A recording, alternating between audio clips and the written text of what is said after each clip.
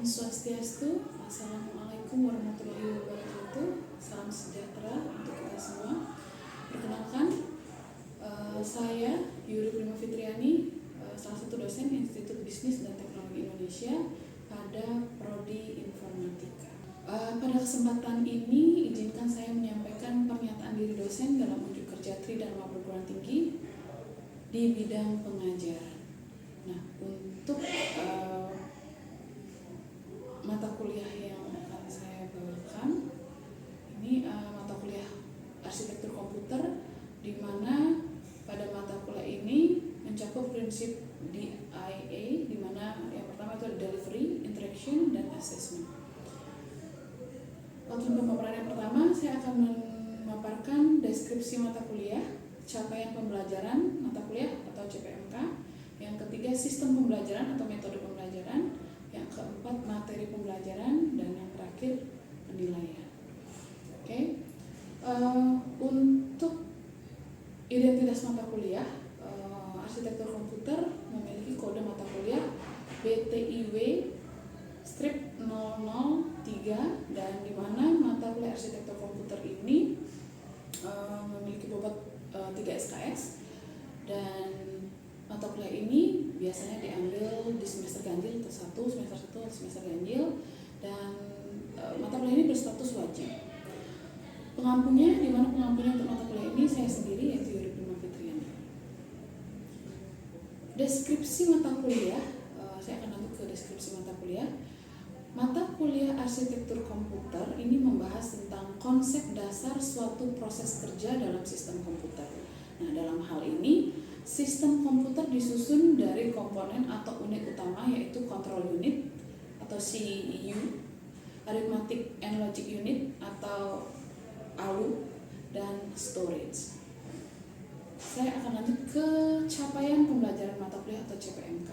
CPMK yang pertama itu mahasiswa mampu memahami ruang lingkup arsitektur komputer, evaluasi kinerja komputer, komponen-komponen komputer, struktur interkoneksi, serta interkoneksi sistem bus dan sistem PCI terbaru. CPMK yang kedua, mahasiswa mampu menjabarkan memori cache dan elemen-elemen rangkaian cache dan karakteristiknya. CPMK yang ketiga itu mahasiswa mampu menafsirkan kapabilitas DSS. CPMK yang keempat, mahasiswa mampu menerangkan organisasi memori komputer, jenis dan cara kerja RAM serta ROM, subsistem antarmuka pengguna, memori eksternal, cara kerja disk magnetik, RAID memori optik dan pita magnetik, serta kategori model. CPMK selanjutnya yaitu CPMK kelima, mahasiswa mampu menjabarkan proses kerja sistem input-output. Selanjutnya CPMK yang keenam, mahasiswa mampu memahami proses kerja dan rancangan CPU. CPMK ketujuh, mahasiswa mampu menjabarkan set-set instruksi. CPMK ke-8, mahasiswa mampu memahami pengalamatan, bentuk-bentuk instruksi, struktur dan fungsi CPU. CPMK ke-9, mahasiswa mampu menerangkan konsep dan strategi pipelining. CPMK yang ke-10, di mana ini merupakan CPMK yang terakhir, mahasiswa mampu menjabarkan kinerja RISC dan perbedaannya dengan CISC. Oke, saya akan lanjut ke sistem pembelajaran atau bentuk perkuliahan, di mana bentuk perkuliahan yang dilaksanakan ada dua, yaitu asinkronus dan sinkronus. Untuk yang asinkronus, sistem pembelajarannya atau bentuk perkuliahannya itu menggunakan Learning Management System Installation atau LMS ELSA. Selanjutnya ada video pembelajaran, ada kuis, tugas, UTS, dan UAS. Sementara untuk sinkronus, sistem pembelajarannya itu kuliah tatap muka di kelas. Untuk penilaian, bentuk asesmen bobot penilaian, yang pertama itu ada 5 bobot penilaian. Yang pertama itu ada keaktifan, tugas, kuis, UTS, dan UAS. Di mana keaktifan memiliki persentase 10%, dan tugas yang kedua itu tugas memiliki bobot penilaian 30%, 20%, selanjutnya ada kuis, di mana kuis dengan bobot 10%, UTS dengan bobot 20%, dan UAS dengan bobot 30%. Baik, saya akan mulai ke pengajaran pemaparan materi dari aritmatika komputer. Jadi aritmatika komputer ini merupakan salah satu materi yang akan disampaikan pada mata kuliah arsitektur komputer. Selamat pagi. Oke, untuk pertemuan hari ini kita akan bahas tentang aritmatika komputer. Aritmatika komputer dalam arsitektur komputer. Oke, ada yang tahu apa itu aritmatika? Operasi dasar. Apa itu operasi dasar? Kali lagi.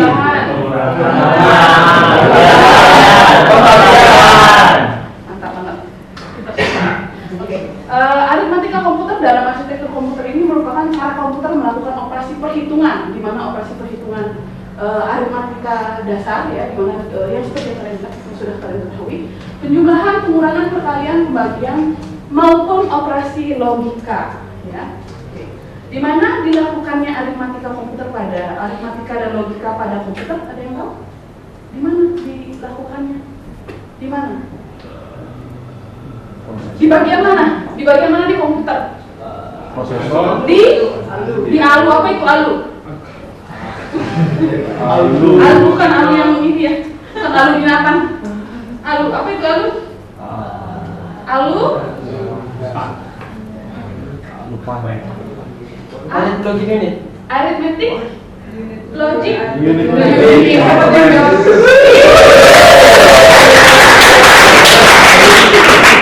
Oke, aritmatika dan logic unit ya. Jadi ALU bekerja berdasarkan representasi bilangan biner dan instruksi program yang diberikan oleh sistem komputernya.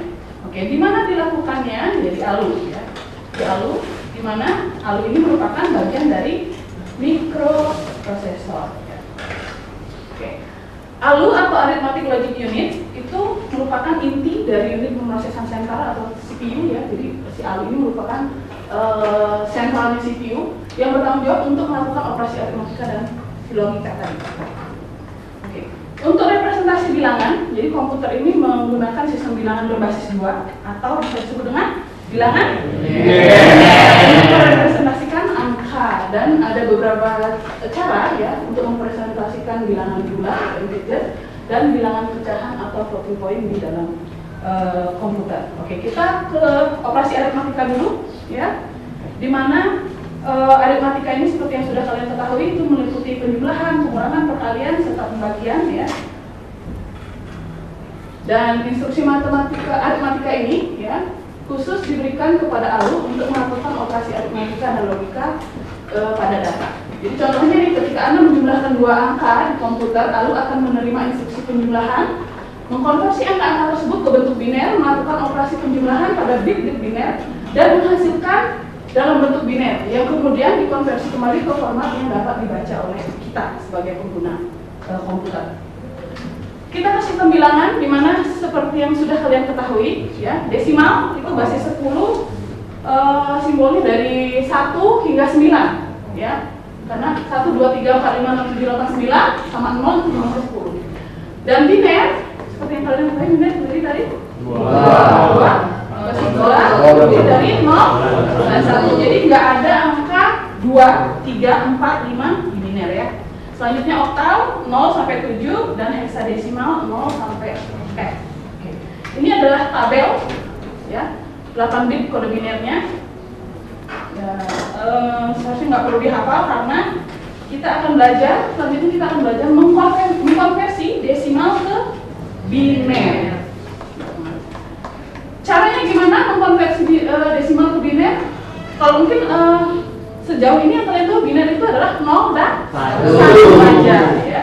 Ternyata dari desimal itu ke biner bisa dikonversi. Yang pertama itu gunakan pembagian 2 dan sisa-sisa pembagian ya membentuk jawaban sisa yang pertama. Jadi di sini menjadi LSB atau least significant bit, dan sisa terakhirnya menjadi most significant bit atau FSB.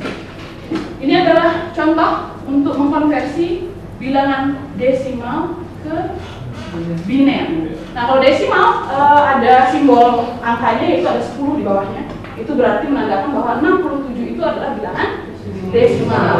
Nah selanjutnya kita akan konversi menjadi bilangan 2 bit yaitu bilangan biner. Nah ini cara mencari bilangan biner atau mengkonversi bilangan desimal ke biner. Oke. Jadi yang ke atas yang merah ini disebut dengan LSB dan yang di bawah itu disebut dengan MSB. Jadi 67 desimal itu binernya berapa? Jadi dibaca itu dari bawah ke atas. MSB-nya dulu, baru 0,00011 desimal, ya. Oke. Siapa yang mau mencoba ini? Silakan bisa.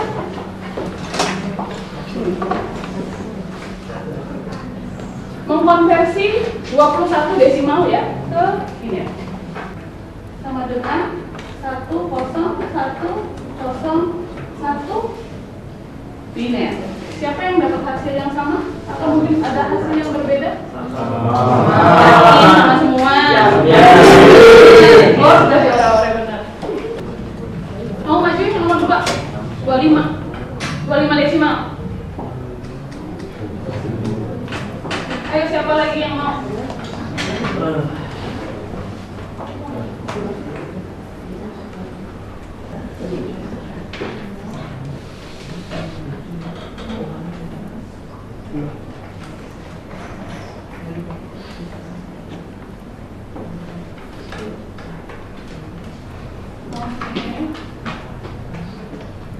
25 desimal sama dengan 12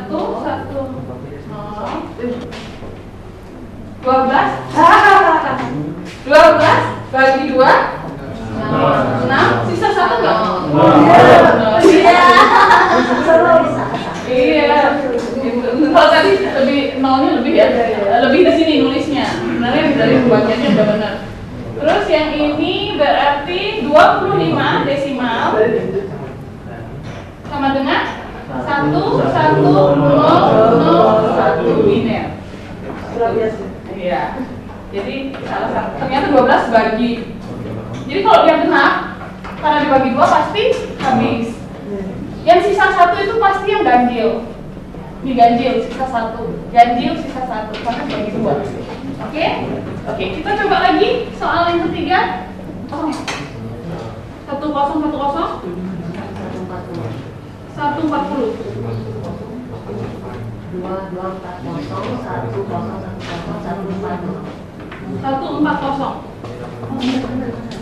Oke, yang 77 itu dapat hasil berapa?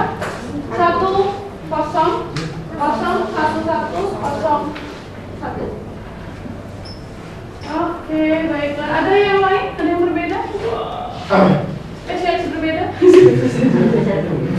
Pokoknya aku beda gitu, tapi bedanya itu benar. Oke. Yang mau ngerjain soal nomor 4 156 desimal. Oh, silakan. Nomor 6 56 ya? Iya. Yang berdua, yang 88 kamu ya. Siapa mau 56? Kalian berdua nih pokoknya. Atur yang mana baiknya mau dikit.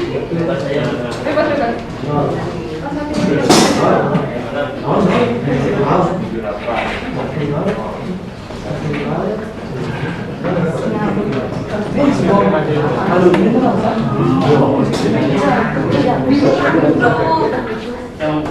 Yang mana bisa pakai?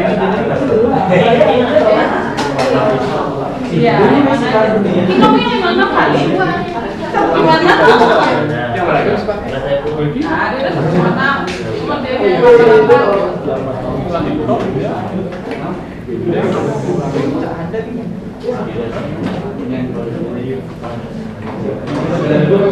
sama semua. Oke.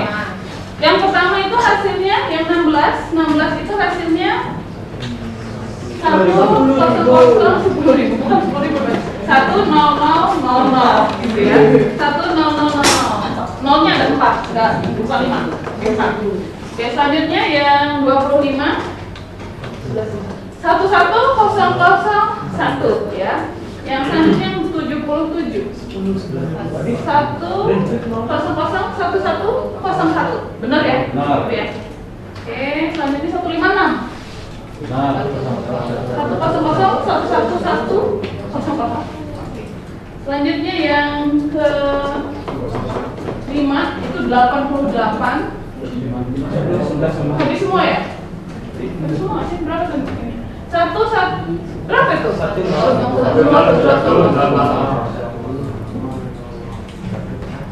Yang mana yang benar? Yang di depan atau yang di? Yang mana? Yang dikerjain sama kalian? Oke. Yang mana jembatannya? Oke, berarti semua dapat hasil yang ini? Ya? Oke, baiklah. Sudah bisa semua untuk konversi dari desimal ke biner. Oke, karena kalian sudah pada pintar semua konversi dari desimal ke biner, kita lanjut konversi dari biner ke desimal. Gimana caranya? Mencari binernya ya untuk mengkonversi ke desimal. Untuk mengetahui bilangan biner ini desimalnya berapa sih? Gitu ya. Oke.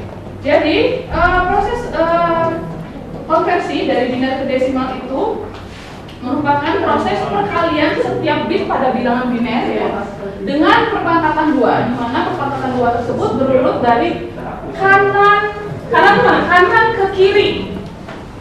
Kanan. Jadi yang paling kanan itu adalah 2 pangkat 0. Yang kanan nomor 2, kalau kirinya lagi 2 pangkat 1, 2 pangkat 2, 2 pangkat 3, 2 pangkat 4, 2 pangkat 5, 2 pangkat 6, 2 pangkat 7 hingga 2 pangkat n. Nah, itu ya. Hingga 2 pangkat n, tergantung berapa panjangnya ke depan. Tapi yang paling kanan itu nilainya dikali dengan 2 perpangkatan 2 pangkat 0 ya. Oke, ini contohnya ketika binernya itu 11001 biner ya, untuk kita mengkonversi jadi desimal itu setiap bagiannya, setiap bitnya itu dikalikan oleh perpangkatan 2. Mulai dari paling kanan itu perpangkatan dikali 2 pangkat 0, dikali 2 pangkat 1, dikali 2 pangkat 2, 2 pangkat 3, 2 pangkat 4, begitu seterusnya hingga 2 pangkat n yang paling kiri ya. Jadi yang paling kanan itu dikali dengan 2 pangkat 0. Oke. Ini kira-kira hasilnya berapa? 2? Benar. Jadi yang paling pojok sini itu 1, karena 2 pangkat 0 kali 1, 1 ya. 2 pangkat 0 kali 2 pangkat 1 itu 0 ya. 0 kali 2 pangkat 2 nggak usah dihitung lah, 0 ya. Apapun yang dikali 0 hasilnya 0. 2 pangkat 3 kali 1 8. 2 pangkat 4 kali 1 kali 2 pangkat 4 16 ya. Nah, jadi dijumlahkan totalnya adalah 25. Jadi 11001 biner itu sama dengan 25 bilangan desimal. Oke. Selanjutnya siapa yang mau mengerjakan konversi? Ini hampir sama ya. Kalau tadi berapa? 1, 2, 3, 5 digit. Nah, kalau ini lebih banyak lagi, jadi sama aja. Yang makin kiri ya, makin ke kiri perpangkatannya makin besar. Siapa yang tahu berapa hasil ini? Budi, Budiarsa, minus 5. Agra, plus minus 7. Oh, Gandhi udah paling depan, malas banget dia maju. Berat kakaknya si Gandhi. Oke. Malas dia bergerak. Malas bergerak tempat duduknya.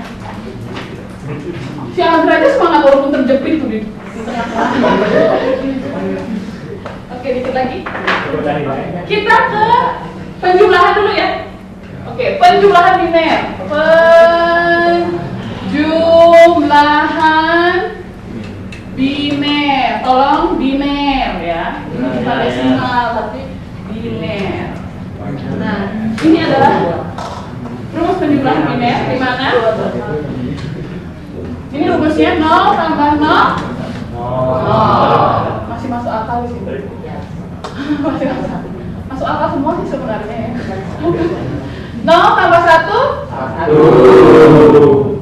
1 tambah 0. 1. Pinter. Nah, 1 tambah 1. 1 tambah 1. Oke. 0 carry 1. Jadi tolong lupakan 1 tambah 1 itu 2. Jadi kalau di penjumlahannya 1 tambah 1 itu 0 carry 1. Oke.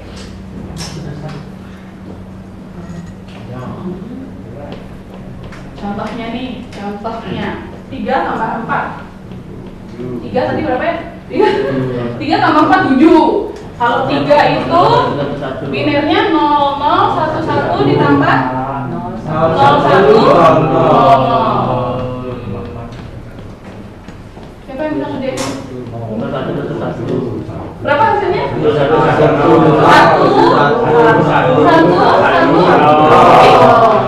SADS-nya. Kuisnya udah ada di SADS. Buka SADS-nya. Oh iya ya. Buka Elsa-nya. Jadi kuisnya ada di Elsa. Saya udah taruh di situ. Silakan dikerjakan. Oke. Oke, untuk pertemuan hari ini cukup sampai di sini. Ya. Terima kasih untuk kehadirannya hari ini. Terima kasih untuk sudah mendengarkan saya dari awal sampai